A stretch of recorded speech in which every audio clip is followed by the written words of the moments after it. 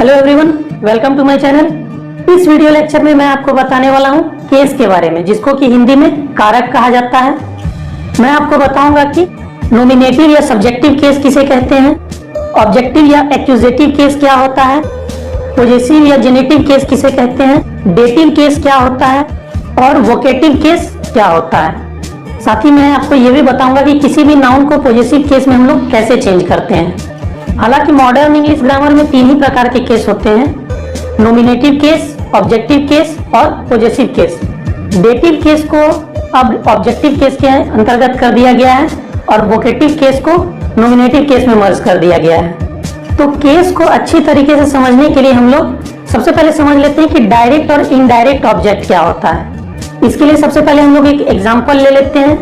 Ram gave him a pen, Ram ने उसे एक कलम दी, या हम लोग इसको इस तरह से भी लिख सकते हैं, Ram gave a pen to him. यहाँ पे सबसे पहले आप लोग सब्जेक्ट और ऑब्जेक्ट को पिक आउट कीजिए।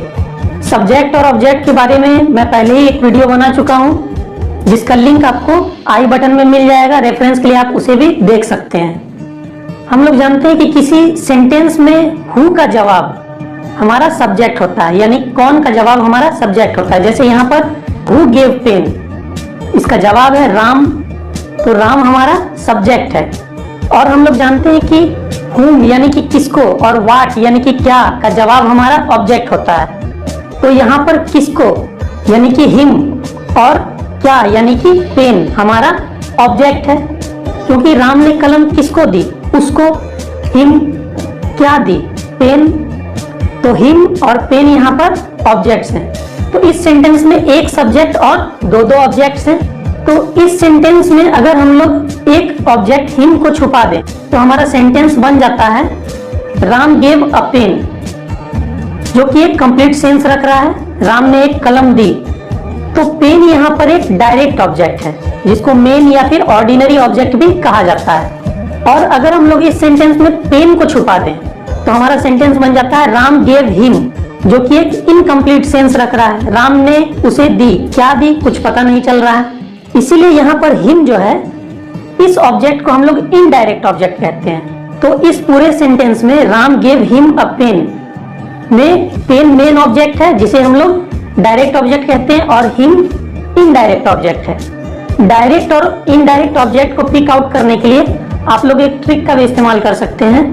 हुम यानी कि किसको का जवाब इनडायरेक्ट ऑब्जेक्ट होता है, और वाट यानी कि क्या का जवाब डायरेक्ट ऑब्जेक्ट होता है। जैसे यहाँ पर हुम किसको दी, हिम यानी उसको दी, तो हिम हमारा इनडायरेक्ट ऑब्जेक्ट है, और वाट यानी कि क्या दी, कलम दी यानी कि पेन हमारा डायरेक्ट ऑब्जेक्ट है। अब दूसरा एग्जांपल हम लोग ले लेते हैं। He gave Ram a pen, उसने राम को कलम दी। पहले वाले एग्जांपल में राम ने उसे एक कलम दी थी, लेकिन इस एग्जांपल में उसने ही राम को एक कलम दी है, जिसको कि हम लोग इस तरह से भी लिख सकते हैं, he gave a pen to Ram. यहाँ पर हमारा सब्जेक्ट ही है और ऑब्जेक्ट्स राम और पेन है। यहाँ पे हमारा डायरेक्ट ऑब्जेक्ट पेन है और इनडायरेक्ट ऑब्जेक्ट राम है। आइए अब हम लोग नॉमिनेटिव केस को समझते हैं। नॉमिनेटिव केस को हिंदी में कर्ता कारक कहा जाता है।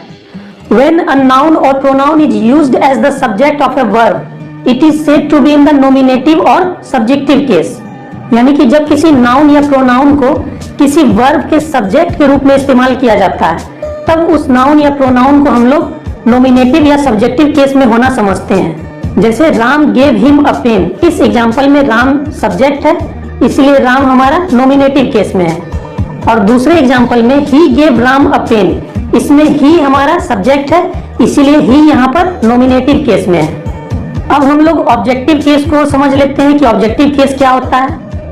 ऑब्जेक्टिव केस को एक्यूजेटिव केस भी कहा जाता है, जिसका हिंदी में अर्थ होता है कर्म कारक। When a noun or pronoun is used as the object of a verb or preposition, it is said to be in the objective or accusative case। यानी कि जब किसी नाउन या प्रोनाउन को किसी वर्ब या प्रेपोजिशन के ऑब्जेक्ट के रूप में इस्तेमाल किया जाता है, तब उस नाउन या प्रोनाउन को हम लोग ऑब्जेक्टिव या एक्यूजेटिव केस में होना समझते हैं। जैसे Ram gave him a pen, इस सेंटेंस में हिम और पेन ऑब्जेक्ट्स हैं, इसलिए हिम और पेन दोनों ऑब्जेक्टिव केस के अंतर्गत आते हैं। दूसरे वाले example he gave Ram a pen में राम और पेन ये दोनों ऑब्जेक्ट्स हैं, इसलिए राम और पेन यहाँ पर ऑब्जेक्टिव केस के अंतर्गत आते हैं। अब डेटिव केस को ध्यान से समझिए, जो कि ऑब्जेक्टिव केस के ही अंतर्गत आता है। डेटिव केस का हिंदी में अर्थ होता है संप्रदान कारक। When a noun or pronoun is used as the indirect object of a verb or preposition, it is said to be in the dative case। यानी कि जब किसी नाउन या प्रोनाउन को किसी वर्ब या प्रेपोजिशन के इनडायरेक्ट ऑब्जेक्ट के रूप में इस्तेमाल किया जाता है, तब उसे हम लोग डेटिव केस में होना समझते हैं। जैसे Ram gave him a pen, इस सेंटेंस में हिम इनडायरेक्ट ऑब्जेक्ट था, इसीलिए हिम डेटिव केस के अंतर्गत आएगा। हालांकि हिम और पेन दोनों ऑब्जेक्टिव केस के अंतर्गत हैं, लेकिन पेन हमारा डेटिव केस नहीं है, डेटिव केस सिर्फ हिम है। दूसरे वाले एग्जांपल में he gave Ram a pen, इसमें राम हमारा इनडायरेक्ट ऑब्जेक्ट है, इसलिए राम यहाँ पर डेटिव केस में है। अब हम लोग पॉजेसिव केस के बारे में भी जान लेते हैं। पॉजेसिव केस को जेनिटिव केस भी कहा जाता है, जिसका हिंदी में अर्थ होता है संबंध कारक।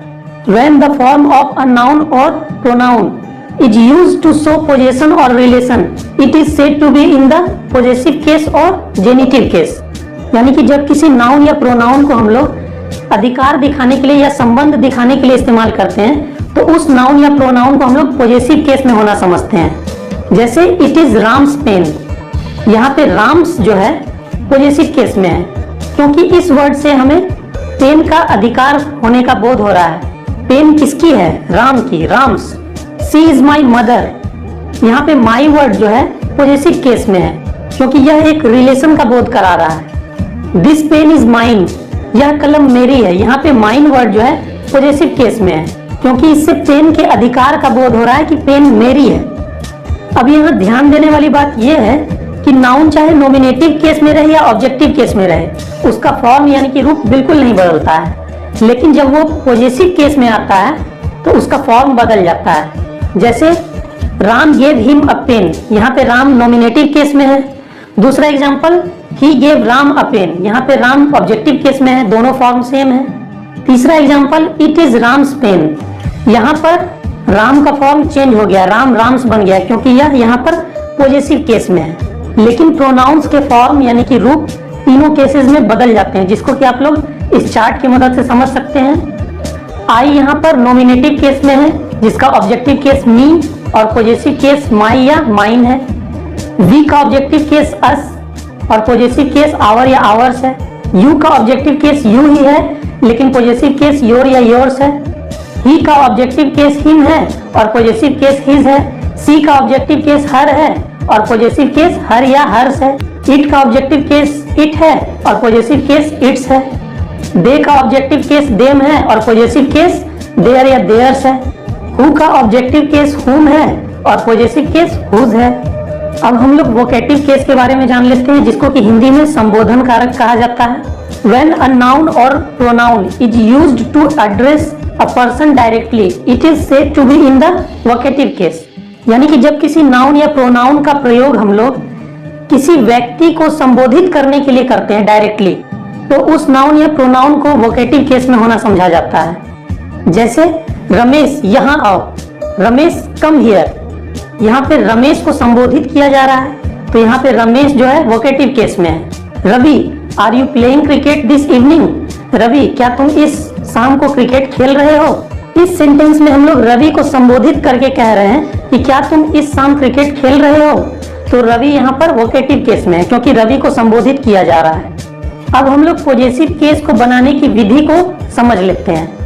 मैं आपको 6 ऐसे पॉइंट्स बताऊंगा जिसका प्रयोग करके आप लोग किसी भी नाउन का पॉजेसिव केस बहुत ही आसानी से बना सकते हैं। First point, by adding apostrophe S to the singular noun of a living thing, यानी कि किसी प्राणी के सिंगुलर नाउन में अपोस्ट्रोफी एस लगाकर। जैसे राम की कलम, राम्स पेन, यहाँ पे राम के बाद ऊपर में एक कॉमा का इस्तेमाल किया गया है, जिसको हम लोग अपोस्ट्रोफी कहते हैं। उसके बाद हम लोग एस लगाते हैं, तो ये कॉमा और एस मिलकर अपोस्ट्रोफी एस कहलाता है।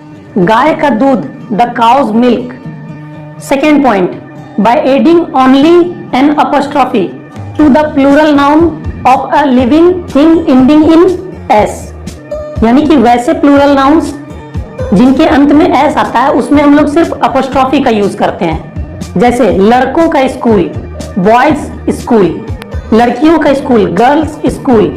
यहाँ पे बॉयज और गर्ल्स प्लूरल फॉर्म में है, इसीलिए हम लोग यहाँ पे सिर्फ अपोस्ट्रोफी का इस्तेमाल करेंगे।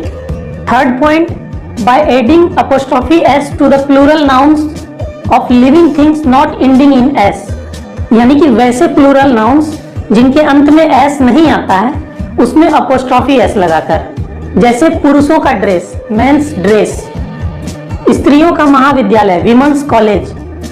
Fourth point, possessive case is not used with the names of non living things, यानी कि निर्जीव वस्तुओं के साथ पॉजेसिव केस का प्रयोग नहीं किया जाता है।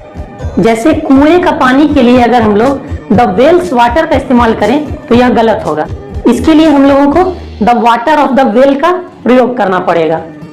स्कूल का नाम के लिए अगर हम लोग द स्कूल्स नेम का प्रयोग करें तो यह गलत होगा, इसके लिए हम लोगों को the name of the school का प्रयोग करना होगा। Fifth point, both constructions are possible with the names of living things, यानी कि प्राणियों के लिए हम लोग दोनों कंस्ट्रक्शन का प्रयोग कर सकते हैं। जैसे गाय का दूध के लिए द काउज मिल्क भी सही है और the milk of the cow भी सही है। राम की कलम के लिए राम्स पेन भी सही है और द पेन ऑफ राम भी सही है। अब sixth point, possessive case is also used with nouns denoting time, space और वेट, यानी कि पॉजेसिव केस का इस्तेमाल वैसे नाउन्स के लिए भी किया जाता है जो कि टाइम को डिनोट करते हो, यानी कि समय को डिनोट करते हो, स्पेस यानी कि दूरी को डिनोट करते हो, और वेट यानी कि भार को भी डिनोट करते हो। जैसे अ वीक्स हॉलीडे, एक सप्ताह की छुट्टी, 5 डेज लीव, 5 दिनों की छुट्टी, अ माइल्स लेंथ, 1 मील की दूरी, अ पाउंड्स वेट, 1 पाउंड का भार। तो मुझे लगता है केस का कॉन्सेप्ट अब आपका बिल्कुल क्लियर हो चुका होगा। तो अगर ये वीडियो आपको अच्छा लगा हो तो इसे एक लाइक जरूर करें, और अगर आप मेरे चैनल पे नए आए हैं तो इस चैनल को सब्सक्राइब कर लीजिए। और thanks for watching this video.